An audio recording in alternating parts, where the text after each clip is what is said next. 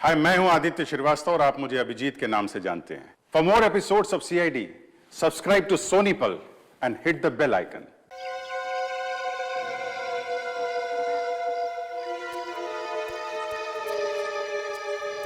ये आदमी कर क्या रहा है अंदर? बाहर निकलने का नाम ही नहीं ले रहा। सो गया है क्या अंदर? कमाल के लोग, दूसरे के टाइम की तो कोई वैल्यू ही नहीं।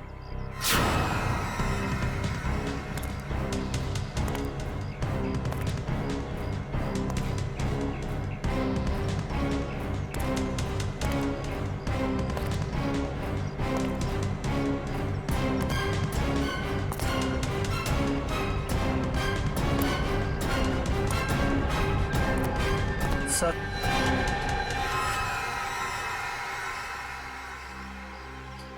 इतना लेट? ये सर्विस है तुम्हारे रिजॉर्ट की? सॉरी सर, आपने कैंची मांगी थी, वो तो नहीं मिली। चाकू लेकर आया, इससे काम हो जाएगा। दो ब्लडी लाउजी पीपल। 10:30 हो गए, मीटिंग्स करनी है, अपॉइंटमेंट्स है, और अंदर ये आदमी बैठ के धरना दे रहा है। सर, आप अंदर नहीं जा सकते सर। हेलो भैया, सुन रहे हैं आप? ओ भाई साहब, जल्दी कीजिए, मुझे लेट हो रहा है। शराफत नाम की भी कोई चीज होती है, घर ही बनाकर बैठ गए हो। इग्नोर करने की भी हद होती है यार। अरे सुनाई दे रहा है कि नहीं आपको कुछ?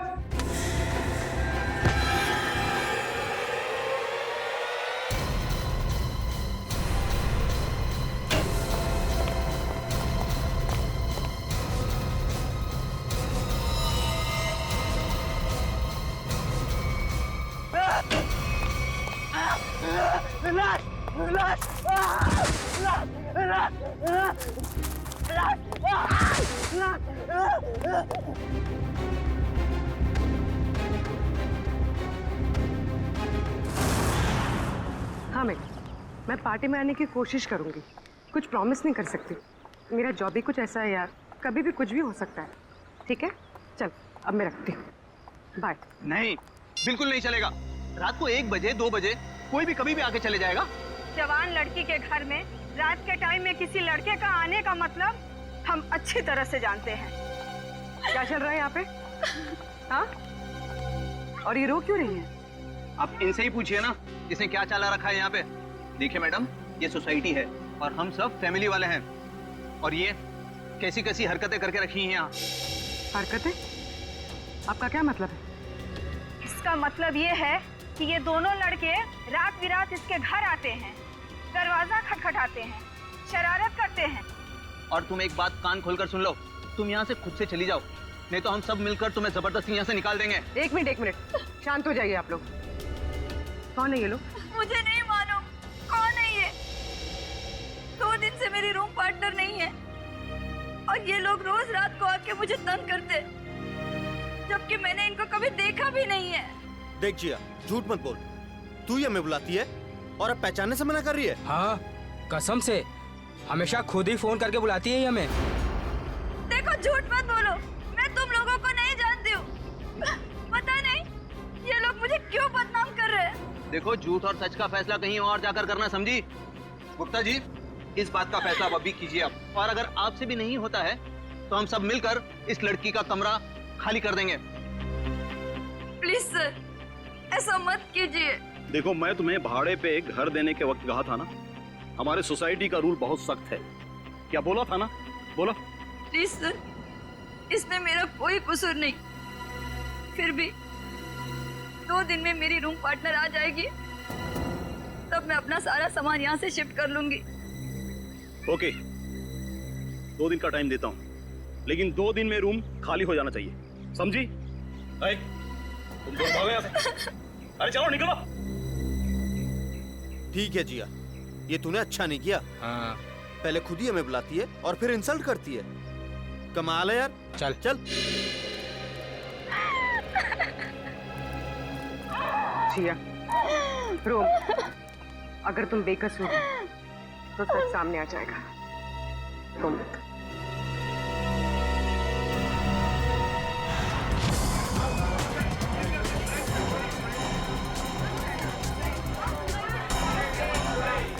मैडम मेरा बिल बनाइए फौरन।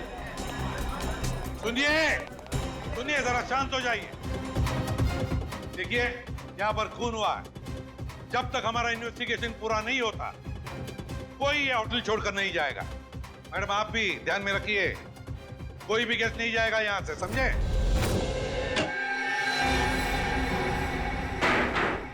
सर बॉडी नहीं है। बॉडी नहीं है? ये कैसे हो सकता है? बॉडी गई कहां? बॉडी कैसे गायब हो गई? ये कैसे हो सकता है? और सर अगर किसी ने मर्डर किया है और अगर वो बॉडी ले गया तो फिर ये सिर क्यों छोड़ गया? वही तो, अगर सिर यहां छोड़ा और लाश कहीं पर लेकर गया तो कोई न कोई निशान तो होने चाहिए था। किसी ना किसी ने तो देखा होगा, कोई ना कोई तो जगह हो सकती है। कहां गई लाश? हुआ क्या यहां पर? नहीं, यहां पर जो कुछ भी हुआ है ना सांखे, यहीं पर हुआ है, इसी 4 दीवारों के अंदर, स्टीम बॉक्स में, यहीं पर। सर इस सिर को देख के ऐसा लगता है किसी ने बहुत ही बेरहमी से कत्ल किया है इसका, लेकिन यहाँ पे एक भी खून का निशान, कोई धब्बा, कुछ भी नहीं है। एग्जैक्टली, अगर सिर कटा है तो खून होना चाहिए था इन दीवारों पर, खून होना चाहिए था इस फर्श पर, लेकिन यहाँ पर खून का कोई भी निशान नहीं, कोई धब्बा नहीं। यहाँ देखो इस बॉक्स में खून का कोई भी निशान नहीं, कोई भी निशान नहीं, ना कोई हथियार का निशान। सांखे, सिर कटा हुआ है, लाश गायब है, लेकिन इस पूरे कमरे के अंदर कुछ भी निशान नहीं, कमरा सुथरा साफ है। इसका मतलब कुछ ना कुछ तो गड़बड़ जरूर है, कुछ ना कुछ तो गड़बड़ जरूर है बॉस। सर, सर जिसका खून हुआ है उसके दोस्त बाहर आए हुए। ठीक है तुम चलो, मैं आता हूँ। सांखे, देख ले इस कमरे का एक एक कोना कोना छान मार ले, देख ले कुछ मिलता है क्या। देखता हूँ। सर ये रहे। आप लोग रजित के दोस्त हैं? जी सर। आखिरी बार कब मिले थे रजित? सर आज सुबह ही मुलाकात हुई थी। तो क्या कुछ फर्क लगा आपको रजित के बर्ताव में?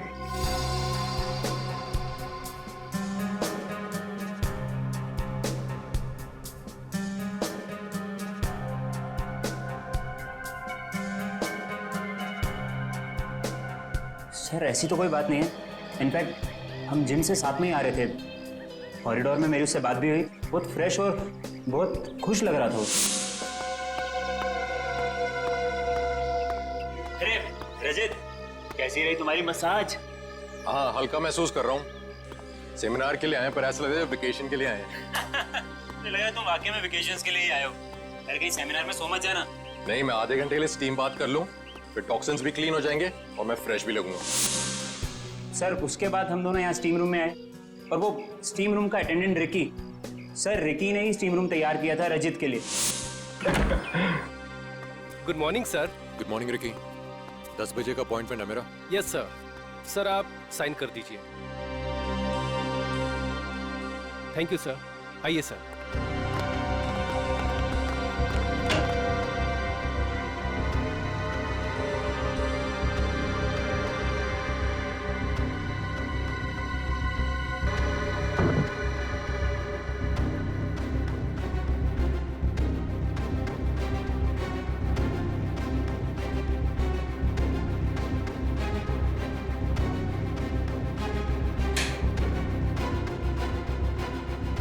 कितना टाइम लगेगा?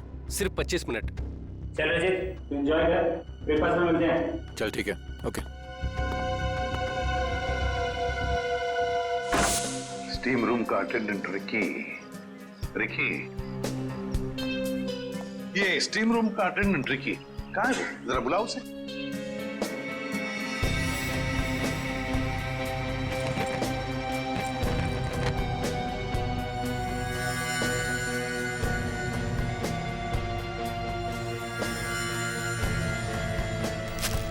सर वो जब से हादसा हुआ है तब से गायब है। रिकी इस रिसोर्ट में कहीं नहीं।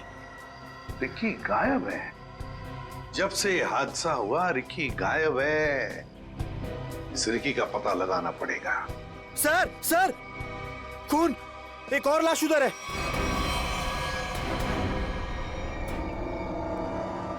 ये हो क्या रहा है आपके होटल में? हाँ, एक सिर मिला है जिसकी लाश गायब और अब ये दूसरा कौन? सर मैं तो खुद परेशान हूँ, ये क्या हो रहा है मुझे समझ नहीं आ रहा सर।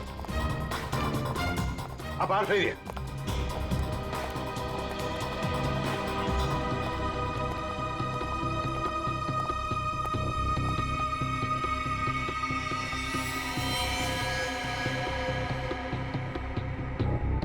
छाती में दो वार किए हैं। सर काफी गहरा है, पूरी ताकत से वार किया गया।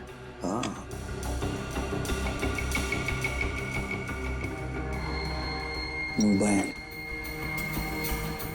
Correct sir. देखो फिंगरप्रिंट चेक करो इस पर। सर हाँ, ये खाली ब्रीफकेस? स्टील की ब्रीफकेस, वो भी खाली। जरूर इसमें कुछ ऐसा सामान था जिसकी वजह से शायद इसे मारा गया। सर, ये 2 ग्लासेस। दो ग्लासेस?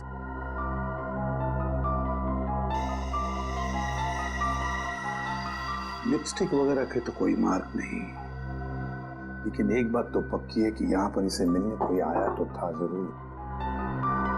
कोई ऐसा आदमी जिसे ये शायद जानता था, जरूर जानता होगा उसे। क्या नाम क्या था इस गेस्ट का? सर विनय नाम था इनका, और यहाँ पे होने वाले सेमिनार के लिए आए थे। विनय। तो इससे मिलने अगर जो भी कोई आया होगा उसका रिकॉर्ड तो हमें रिसेप्शन से मिलेगा ही ना? जी सर।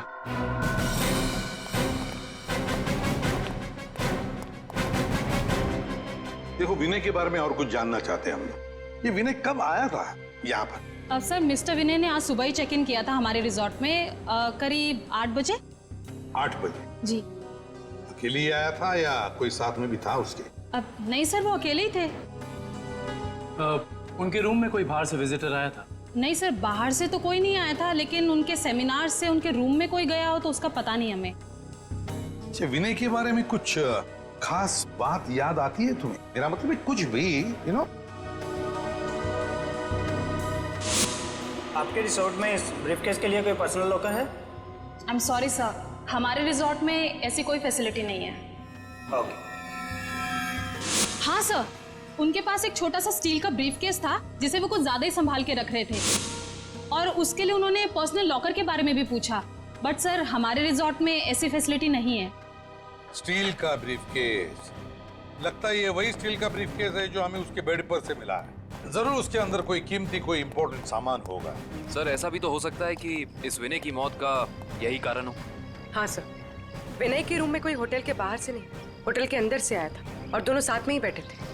सर। हाँ करण। सर इस फोन पर जो फिंगरप्रिंट थे उसे उठा लिया सर। Very good. देखते हैं आखिरी फोन किसका था। पार्टनर, जरूर किसी पार्टनर ने फोन किया था विनय को। पता लगाना पड़ेगा है कौन ये पार्टनर।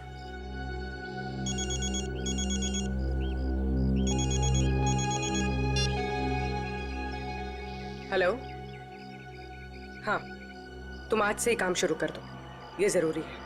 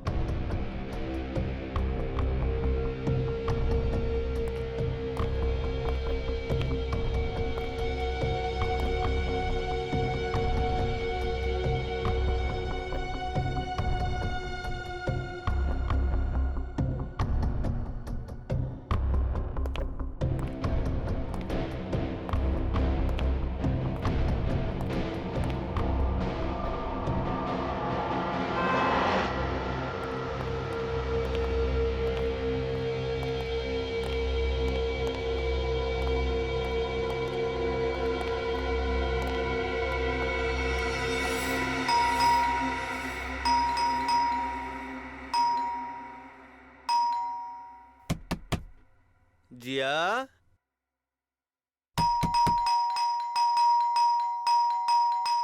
दरवाजा खोलो जिया। जिया, जिया, जिया दरवाजा खोलो वरना तोड़ देंगे हम, बता रहे हैं हम बस। ये इन लोगों का रोज का नाटक है। जिया, दरवाजा खोलो जिया। जिया प्लीज दरवाजा खोलो, प्लीज, नहीं तो हम तोड़ देंगे दरवाजा, बोल दे रहे हैं हम। जिया, जिया, पुलिस को फोन करते हैं, तभी बात समझ में आएगी इनको। जिया,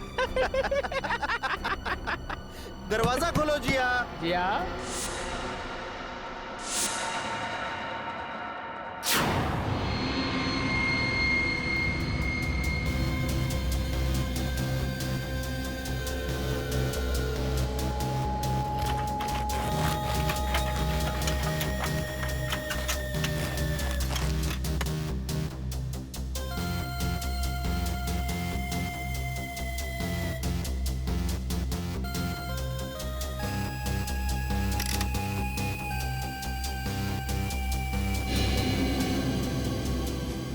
सर, आता रहेगा। सर इसकी खोपड़ी में एक अजीब बात है। अच्छा,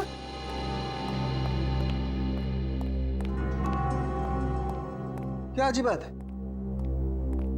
सर इसकी गर्दन पे ना तो किसी चीज से काटने का निशान है और ना ही तोड़ने का। लेकिन कोई ना कोई निशान तो जरूर होना चाहिए।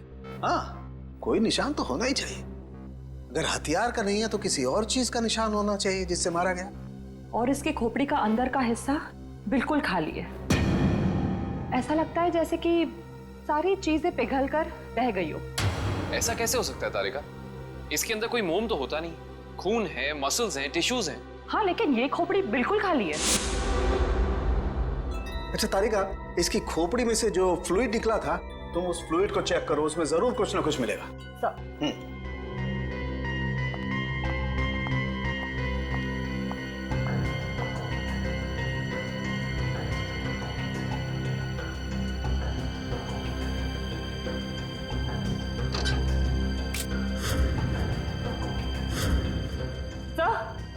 ये देखिए।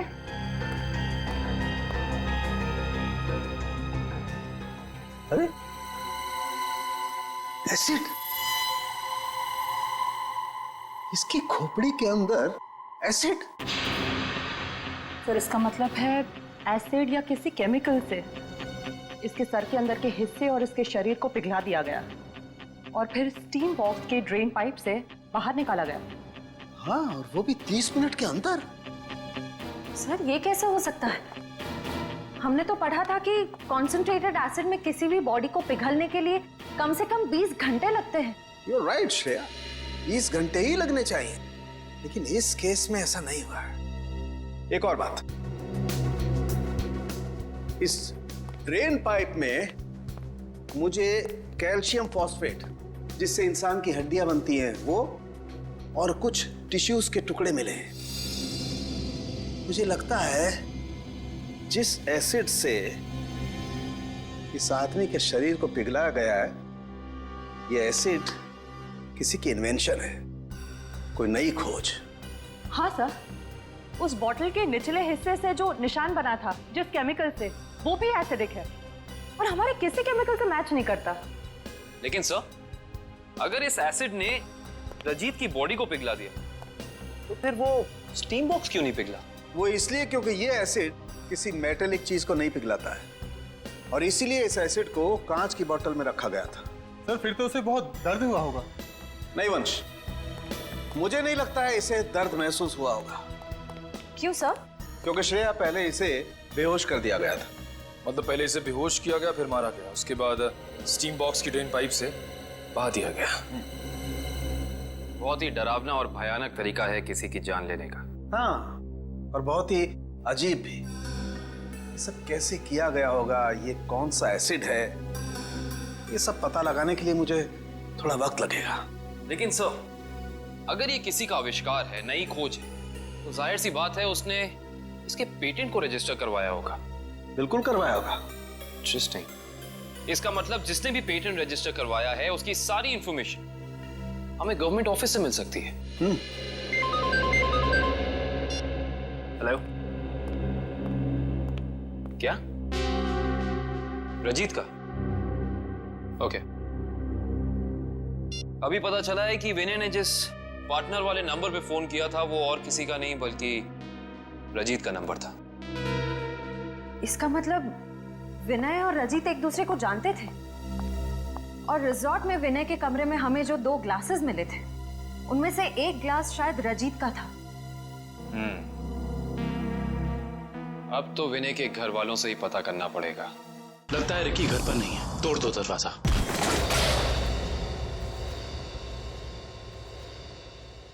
चेक करो।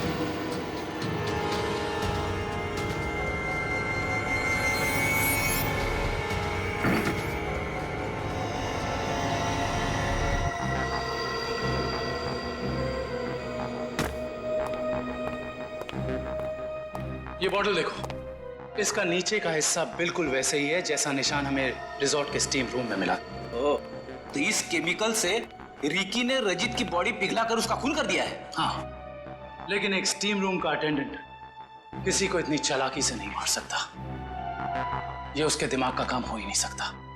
कोई है जो उससे ये करवा रहा है। कौन करवा सकता है ये सब? इसका जवाब तो रिकी देगा। हाँ, और उसके लिए रिकी का मिलना बहुत जरूरी है। चलो बाहर लोगों से पूछते हैं, शायद उसे जाते हुए किसी ने देखा। एक्सक्यूज मी, आप लोग सब यहीं आसपास रहते हैं? जी जी। ये वो रिकी रहता है यहाँ पे, आप लोग उसे जानते हैं? आज आपने उसे देखा? हाँ सर, मैंने देखा उसे। बड़ी जल्दी में लग रहा था और एक बैग भी था उसके हाथ में। अच्छा, यहाँ से किस तरफ गया था वो? सर उस तरफ। उस तरफ? हाँ सर, एक ट्रक आया और रिकी उस पे बैठ के निकल गया। थैंक यू, चलो उस डायरेक्शन में देखते हैं।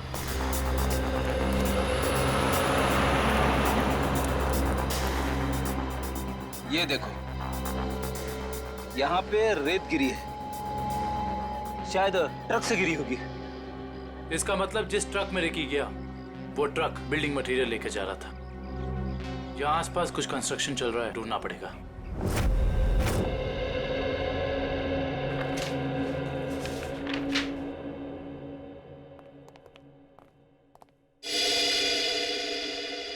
जी कहिए। सीआईडी। सीआईडी?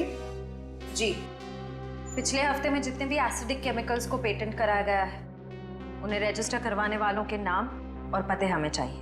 केमिकल का कोई नाम भी तो होगा। आप वो फाइल हमें दे दीजिए, हम खुद ढूंढ देंगे।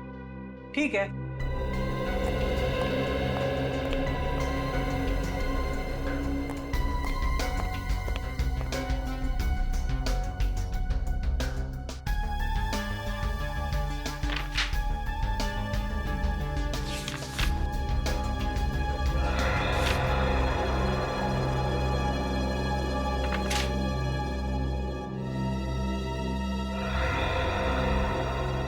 ये देखो, ये एसिड हाइड्रोवर्क्स नाम की एक कंपनी ने रजिस्टर कराया है और इस कंपनी के मालिक हैं रजित और विनय। इसलिए विनय के सेल फोन पे रजित का नंबर पार्टनर के नाम से सेव था। रजित अपने खोज से मरा और उसका पार्टनर विनय एक बंद कमरे में मरा हुआ मिला। इंटरेस्टिंग। ये केस तो और भी ज्यादा उलझता जा रहा है।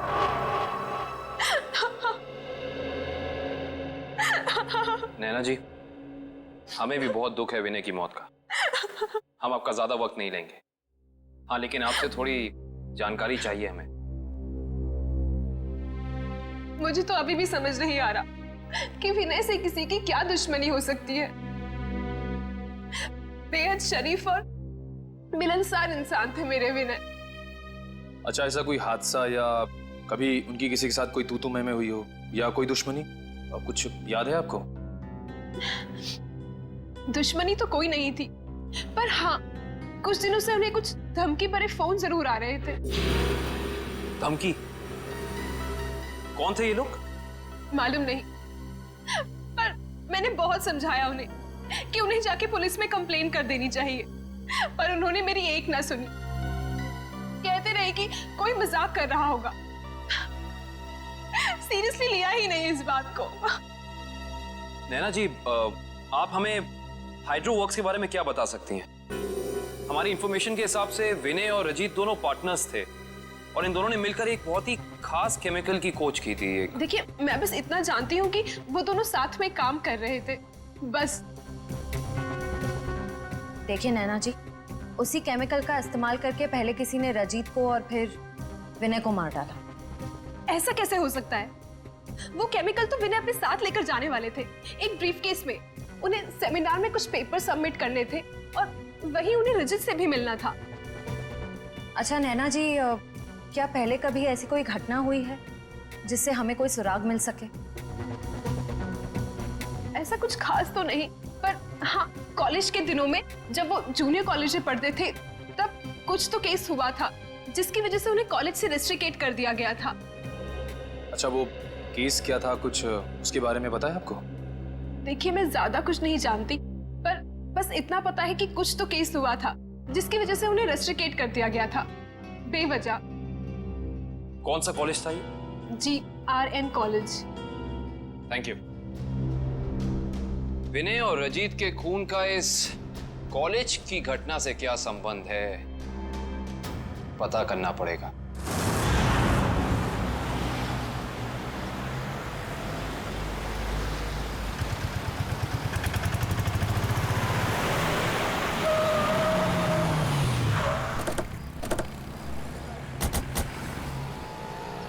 ये देखिए, रेत यहाँ पे पड़ी हुई है और ये देखो टायर के मार्क्स। इसका मतलब ट्रक यहाँ पे आके रुक गया था, लेकिन ये कंस्ट्रक्शन का काम भी तो बंद है। यही वजह है कि अब हमें ये पूरी जगह चेक करनी होगी। आओ अंदर चलकर देखते हैं।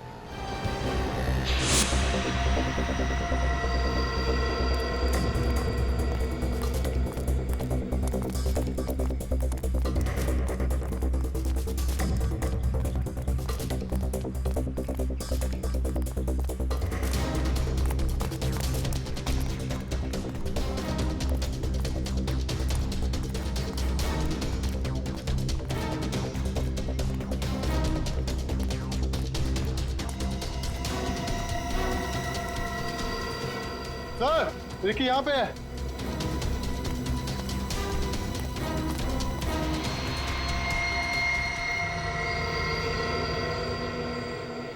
रिकी, रिकी, ये तो ठंडा पड़ गया। हाँ सर, इसकी स्किन भी कड़क हो गई है। पहले से हॉस्पिटल पहुंचाओ।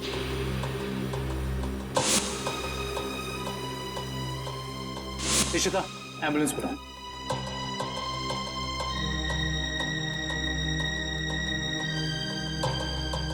इसके शरीर पे जेल जैसा कुछ लगा हुआ है, जिसकी वजह से इसका शरीर अकड़ गया होगा। और ये देखिए, आसपास के पत्थरों पे भी जेल जैसा ही है। ये देखो,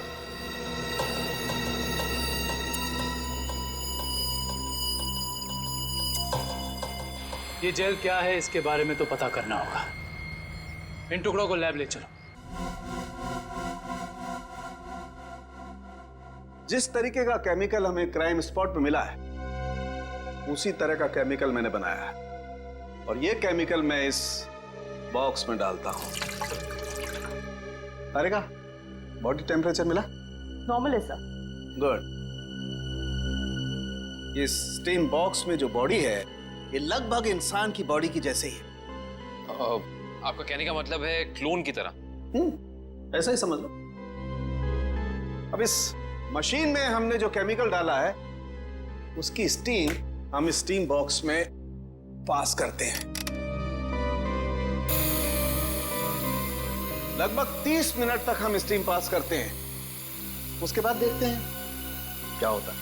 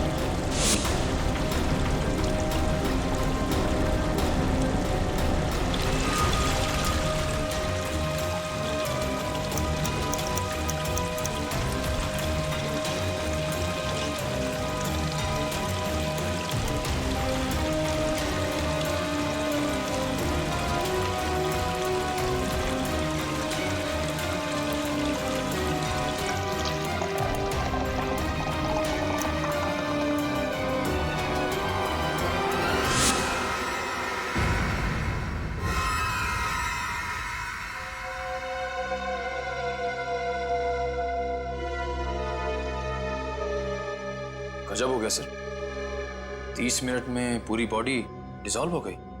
हाँ निखिल, ये केमिकल बहुत पावरफुल है। थोड़ी सी मात्रा में पूरी की पूरी बॉडी पिघल करके बह जाती है। रिकी की बॉडी भी इसी केमिकल की वजह से फ्रीज होकर के अकड़ गई थी। आई सी, बहुत ही खतरनाक केमिकल है ये।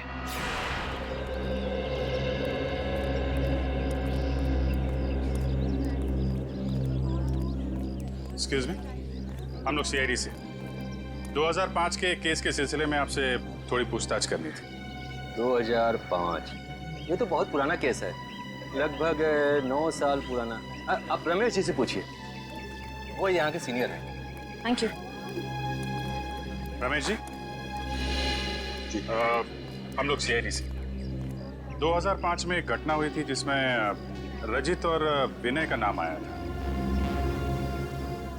रजित और विनय? सर क्या है कि हर साल इतने लड़के लड़कियां आते हैं तो नहीं, उस केस में इन दोनों लड़कों को रेस्ट्रिकेट किया गया था। रेस्ट्रिकेट? अरे हाँ, याद आया। उस साल कॉलेज के एक स्टूडेंट की मौत हो गई थी और इन दोनों लड़कों का नाम भी उस केस से जुड़ गया था। काफी बवाल हुआ था। ये स्टूडेंट कौन था और उसकी मौत कैसे हुई? मैडम, बहुत अजीब तरीके से हुई थी। ये किस्सा लेबोरेटरी में हुआ था।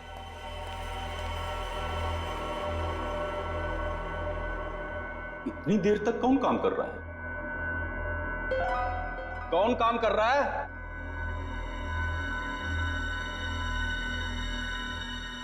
अरे भाई, खोगे का काम में जवाब तो दो। कब तक काम करोगे? अरे चुप क्यों हो? बताओ, मैं लेबोरेटरी बंद करूं या खुली रहने दूं?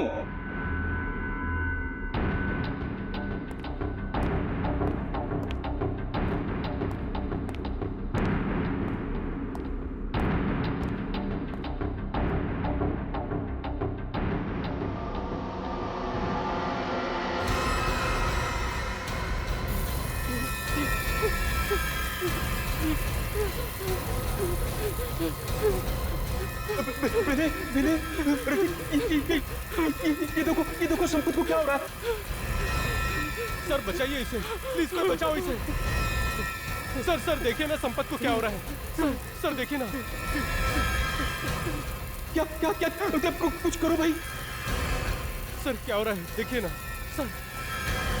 सर बहुत भयानक था वो। ऐसा मैंने पहले कभी नहीं देखा था। एक आदमी खड़ा था और खड़े खड़े पिघल गया। संपत नाम था उसका, पुलिस केस भी हुआ था और विनय और रजित को रेस्ट्रिकेट किया गया था। इस केस से जुड़ी सारी फाइलें चाहिए। हेलो, कहाँ? कौन से रेस्टोरेंट? ठीक है, मैं पहुंचती हूँ। नजर रखना।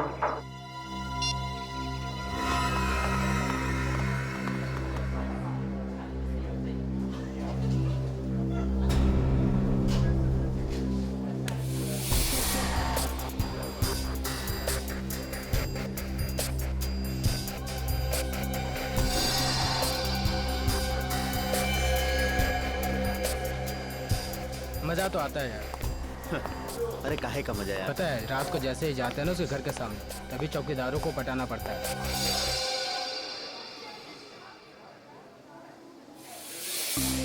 मैडम, आप यहाँ कैसे?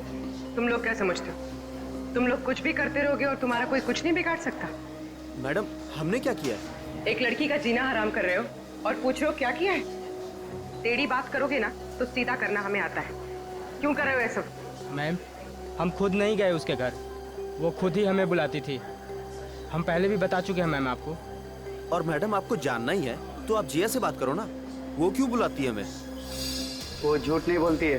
सर हम सच बोल रहे हैं सर, हमारा यकीन कीजिए प्लीज। हाँ जानता हूँ, राजा हरिश्चंद्र के चेले हो ना तुम लोग। देखो, लास्ट चांस पे सच सच बताओ, उस लड़की को क्यों परेशान कर रहे हो? और अगर सीआईडी का तरीका अपनाऊंगी ना तो तोते की तरह बोलना शुरू कर दोगे।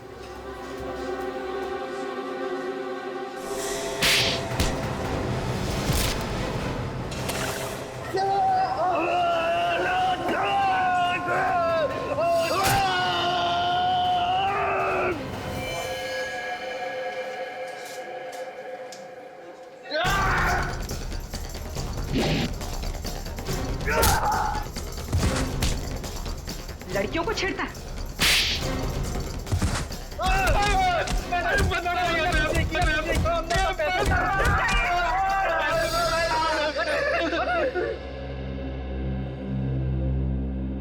किसके कहने पे किया ये सब? एक्सपेरिमेंट हो रहा था साइंस लैब में 2005 में और बेस्ट इन्वेंशन करने वाले को स्कॉलरशिप मिल रही थी। ये तो स्टूडेंट पिघल के मर गया था संपत। इसने एक स्पेशल एनेस्थीसिया बनाया था बेहोश करने की दवा जो किसी भी मसल को 5 मिनट के लिए फ्रीज कर सकती थी। और ये रजित और विनय, इन्होंने एक ऐसा केमिकल बनाया था जो किसी भी चीज को 30 मिनट के अंदर पिघला सकती थी। सर ये देखिए।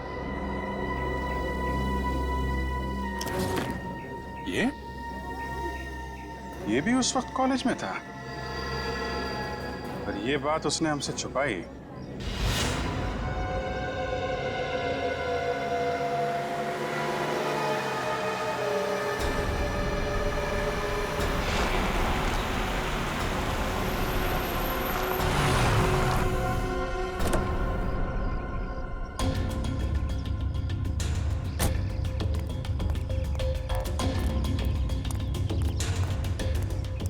पैसे लिए? हाँ, ये देखो।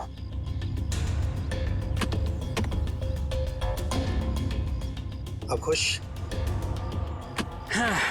गुड। ये रहा तुम्हारा सामान।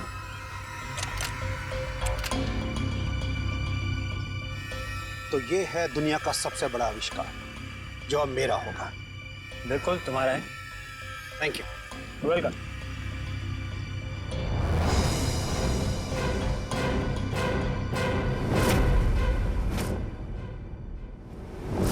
ये चुप चुप के क्या कर रहे हो? हैं? क्या कर रहे हो चुप चुप के? आगे मत बढ़ना, वरना ये बोतल इसी के साथ मैं फोड़ दूंगा। मत बढ़ना आगे, कह रहा हूँ आगे मत बढ़ना, नहीं तो ये मारा जाएगा। तुम यहाँ से जा नहीं सकते हो, छोड़ो उसे। आगे नहीं बढ़ना। कहा ना, मैं झूठ नहीं बोला, झूठ नहीं बोला मैं। पीछे रहो, आगे मत बढ़ना।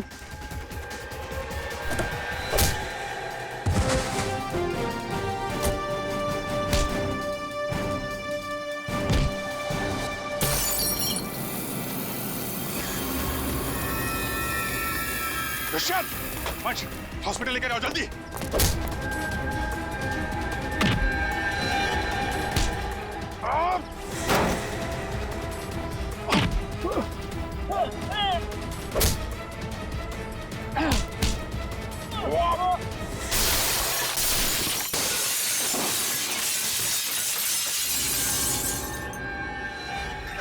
हाँ, मैंने ही मारा उसे। विनय और रजित के केमिकल का इस्तेमाल करके मैंने संपत को लैब में मार डाला। रेतेन, तुम यहाँ क्या कर रहे हो? और संपत के बनाए हुए केमिकल पर अपना नाम डालकर मैंने उसे भेज दिया। क्यों किया तुमने ऐसा? मुझे पैसों की जरूरत थी। मेरे खर्चे पूरे नहीं पड़ रहे थे। और जब मुझे पता चला कि संपत ने एक ऐसे केमिकल का आविष्कार किया जिससे बॉडी फ्रीज हो जाती, उसकी इंटरनेशनल मार्केट बहुत ज्यादा थी। उससे वो केमिकल हासिल करने के लिए मैंने उसे भी मार डाला। रजित और विनय को उन्हीं के खोजे हुए केमिकल से मार दिया और केमिकल बेच के पैसा कमाना चाहते थे, क्यों? हाँ। और इसमें वो स्टीम रूम का अटेंडेंट रिकी, उसने तुम्हारी मदद की थी। हाँ, लेकिन मैंने उसे पैसे दिए थे। इस बॉटल का सारा केमिकल टीम बॉक्स में डाल देना। जैसे ही काम खत्म हो जाए इस बॉटल को गायब कर देना। चलो। हाँ, समझ गया। चलो निकलो। मैंने पहले विनय को मारा।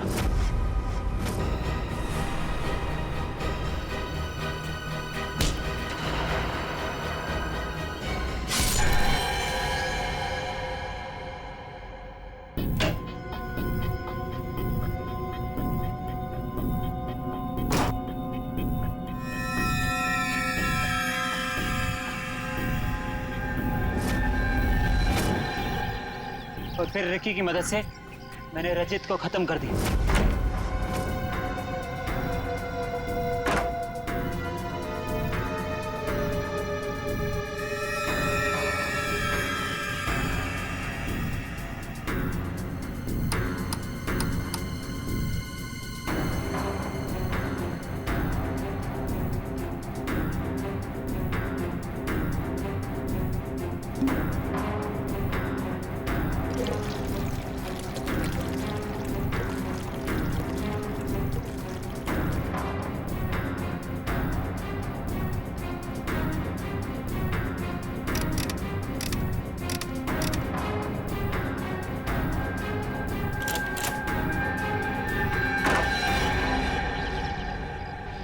रिकी तो तुम्हारा साथी है ना, फिर उसे मारने की कोशिश क्यों की तुमने? रिकी मुझे ब्लैकमेल कर रहा था। मैं सोच रहा हूँ कि जुबान भी कितनी कीमती चीज है, अगर फिसल जाए तो करोड़ों का नुकसान करा दे, इज्जत गवा दे, फांसी चढ़वा दे। मतलब वो केमिकल की बोतल मेरे सीने में 2 मर्डर्स के राज, बहुत ज्यादा है। जुबान जेल नहीं पाएगी, वजन तो करना ही पड़ेगा। लो पैसे पकड़ो और अपना मुंह बंद रखो, समझे? उसी केमिकल से मुझे डरा रहा था। क्या करता? जरूरत थी और मजबूरी। Shut up! समाज की भलाई के लिए की गई खोज का गलत इस्तेमाल किया है तुमने। 3 खून किए हैं। तुम जैसे लोगों के लिए कानून ने भी एक खोज की है, फांसी। आप लोगों को जरा सा भी एहसास नहीं हुआ कि आप लोग सब मिलकर एक अकेली लड़की के साथ इतनी नाइंसाफी कर रहे थे? कोई इस तरह से परेशान करता है किसी को? बोलिए। सॉरी मैडम, ये रमेश जी को अपना फ्लैट बेचना था और उन्हें अच्छा बायर भी मिल गया था, इसीलिए सब। और मैडम, जिया घर खाली करना भी नहीं चाह रही थी और उसके लीज एग्रीमेंट को खत्म होने में अभी टाइम था। मैडम, ये रमेश जी ने एक दिन आकर हमें अपनी तकलीफ बताई और हमसे हेल्प मांगी। तो आप लोग ने मिलकर ये ड्रामा किया, एक लड़की के कैरेक्टर पर कीचड़ उछाला। आप लोग ऐसा कर कैसे सकते? और रमेश जी, आप पैसों के लालच में इंसानियत भूल गए। सॉरी मैडम, मुझसे गलती हो गई, अब ऐसा नहीं होगा। जिया अब यहीं रहेगी, इसी फ्लैट में। जिया, मुझे माफ कर दो। I am really sorry. Please sir, sorry बोल के मुझे शर्मिंदा मत कीजिए। थैंक यू मैम, आपने मेरी बहुत हेल्प की, वरना मैं अपने पेरेंट्स के पास वापस चली जाती। देखो जी, कभी घबराना मत। अपने हक और अपने सम्मान के लिए हमेशा लड़ना, समझे? Best of luck. Thank you ma'am. For more updates, subscribe to our channel, click the show links and enjoy watching the videos.